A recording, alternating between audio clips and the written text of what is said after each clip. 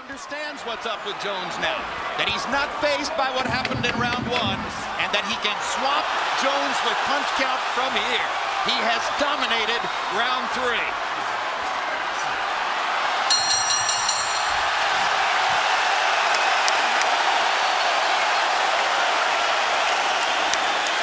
Any regrets about anything that went on in the pre-fights and all the news conferences? Negative. I'm good. I beat Polly. I left with his belt and his girl. Adrian, congratulations on winning the title. Polly, come on in. Hey, I'm just saying, you lost. I know, but Hold on, wait. But don't brag about taking my side piece. Don't brag about taking my side piece, though. That's my side piece. You don't get lazy. See now what happens. The round's over, is that correct? That punch missed. Missed it completely. Hey, go down. Oh. That is comical, guys. Yes, it is. And the fans must be seeing it on the... There we go. Go down. It worked. They took a point away. That's right.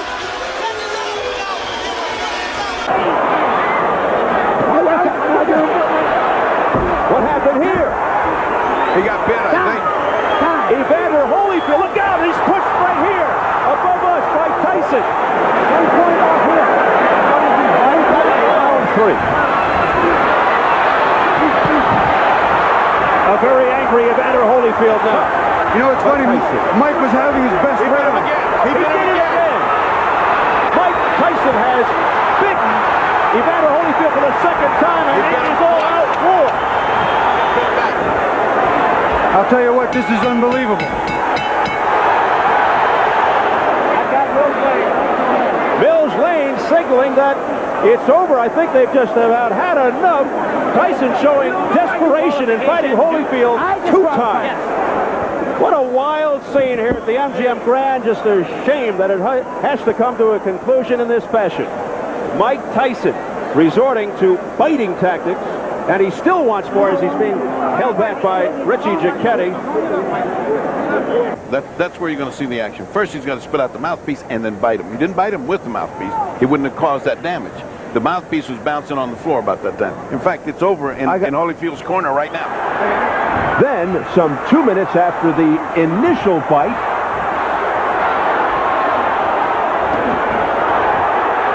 he bit the other ear.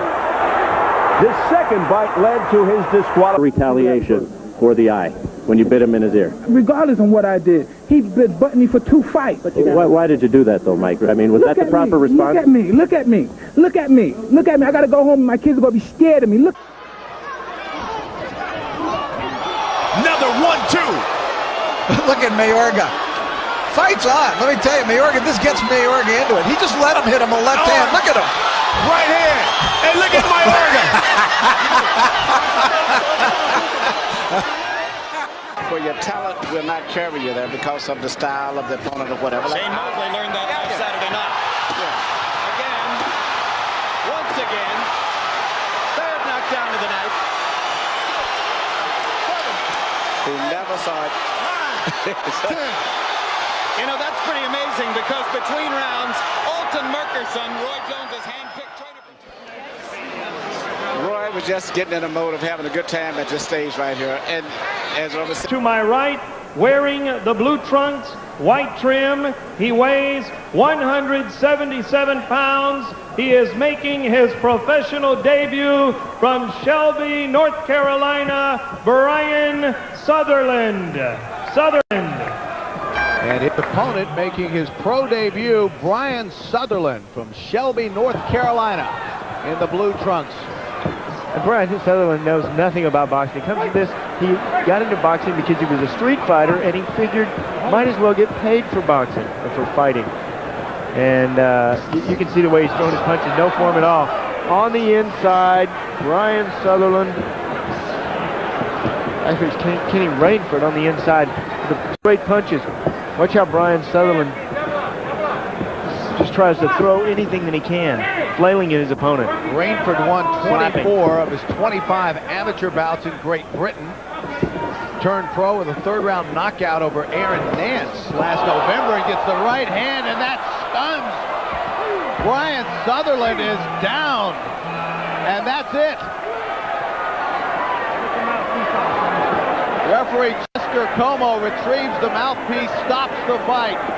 Let the doctor look at him. Well, this man had no business. Brian Sutherland had no business in the boxing ring. It was the straight punches from Kenny Rainford. I don't think he realizes he's in the ring now. And it's an art. It's so much different than fighting in the street. He's a good street fighter. He says he's never lost a fight in the street, but we're talking about boxing. Those are the straight punches. These people are trained professionals. Don't try this at home. And there is still a little wobbly. Yeah, well, he should be. And here is what happened. Brian Sutherland didn't even know how to throw a punch, and here's what happens when you get in there with a real professional. The overhand right, that's all she wrote. Kenny Rainford right on the inside, the overhand right. Here's another look at it. Set it up with the left hand, and then bang, out. I forgot something, folks. Oh, down he goes. There's my comment. Been a very entertaining one. Wow! There goes William Rush. Was he trying to shake hands? Yes, on the break he gets reflecting over it. I would imagine that I should have disqualified him right at that particular time. I knew the fight was a close fight. I wanted to give him an opportunity just on the point of fouling, taking the point away from him, possibly. And there's Ortiz battling back, but look where the hands are of Mayweather. He lunged forward with his head. Oh, and then as Ortiz tries to sportsmanship, Mayweather makes him pay. What a rookie mistake there by Ortiz. It's up to 7 and 8. He's not going to make it. 9 and 10. It's all over. He's still out. That was another low blow. Down goes Bone. That's it. That's it. Great. It's a disqualification. That's for this business. And now there's a fight in the ring that's been started by some of Bo's handlers who went after Lou Duva, and somebody's going to get hurt in there. Somebody's going to get hurt. My microphone got knocked off my head. Don't do it, son. Don't do There's that. There's danger all over the place here. This is a very desperate situation. George Foreman trying to be the peacemaker. What are you doing? What are you doing, guy? What are you going to accomplish in there? Look.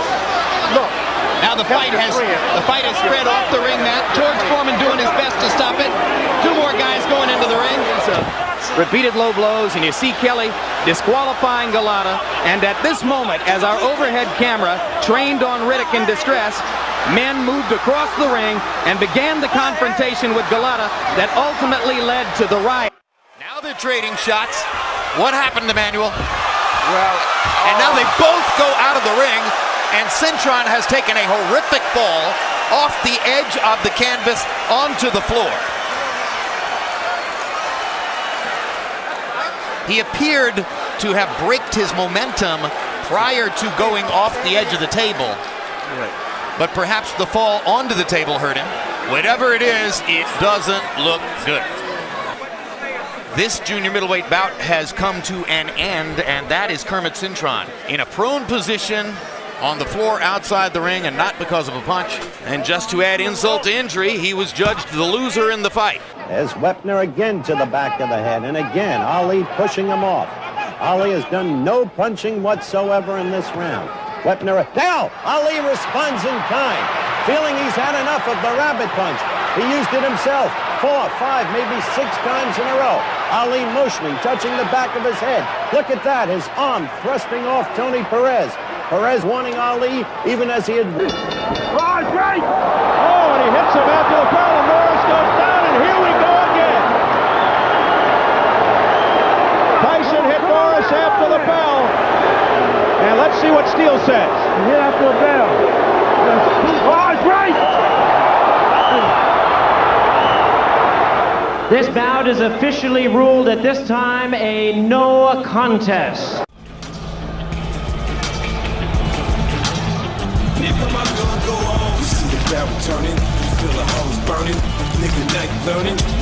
Whoa, Monty Barron not hanging around. And maybe he should have taken his time and thought about that ring entrance, because it was a slip and a stumble and a tumble from the man they called Two Guns, who's given us the full Monty. He's got clear some of the cobwebs. Well, that was Joshua hitting after the bell, and White not having any of White has lost control completely. And what's happening here? Everybody's in the ring. Everybody. I hope White doesn't want to get disqualified. He's a boxer. He knows discipline is required, and he threw several punches after the bell. Don't tell me that he wants to be disqualified. Say it again. Let's go, champ. Let's go, champ. What's stopping you, champ? What? What's stopping you, champ?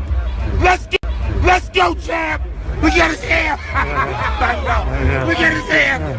Yeah. I said yeah. I said yeah. I said yeah. I said yeah. I said yeah. I said yeah. I said yeah. Let's go, champ. I'm with that. Let's go, champ. Yeah. He's scared of me, y'all. He's scared of me, y'all. It's the champ. It's the champ. And that's the chunk.